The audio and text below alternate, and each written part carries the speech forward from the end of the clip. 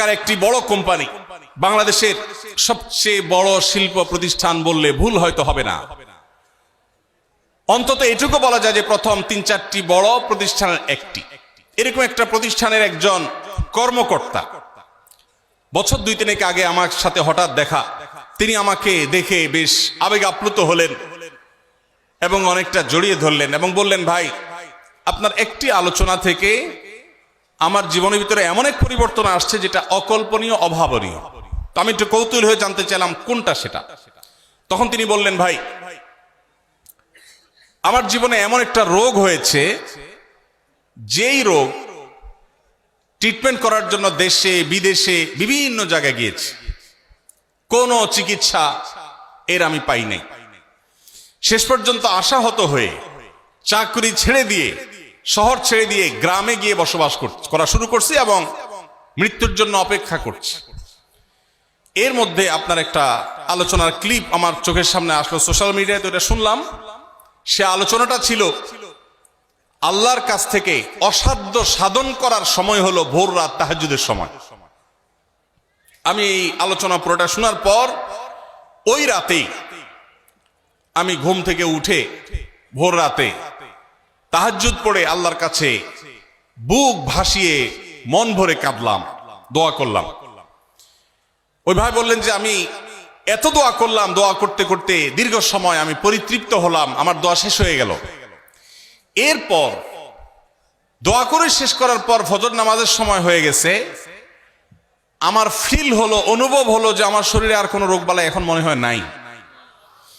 এবং তিনি গত 2 দিন আগেও তার সাথে আমি দেখা করলাম ঢাকায়, গতকালকে দেখা করলাম, 2 দিন আগে না, মাত্র 1 দিন আগে দেখা করলাম। তিনি এখন সুস্থ সবল হয়ে আবার তার চাকরিতে ফিরে গিয়ে স্বপদে সমহিমায় আছেন।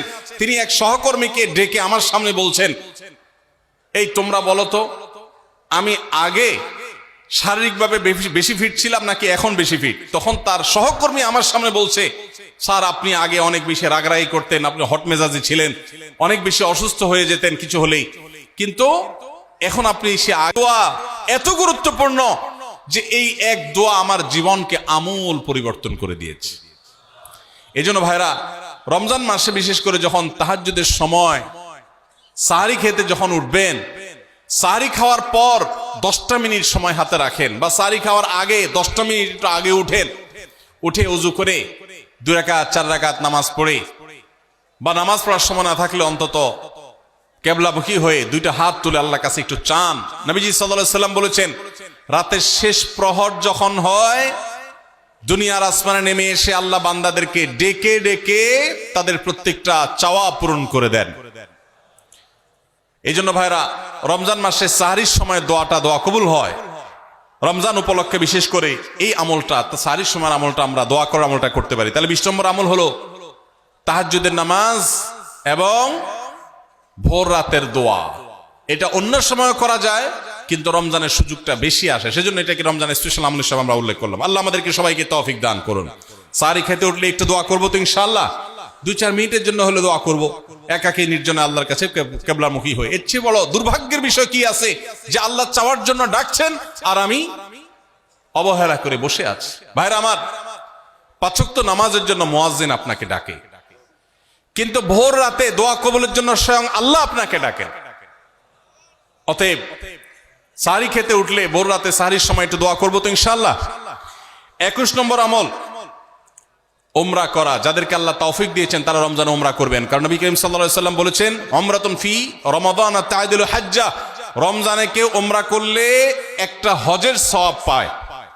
কোন কোন হাদিসে আসছে তা'দিলু হাজ্জাতাম মাই, নবীজির সাথে হজের সওয়াব পাওয়া যায় রমজানে উমরা করলে। আল্লাহ আমাদেরকে যখন তৌফিক দিবে আমরা তখন সেটা করব ইনশাআল্লাহ। ঠিক আছে না? নিয়ত করেন, দোয়া করেন, আল্লাহ একসময় তৌফিক অবশ্যই দিবেন।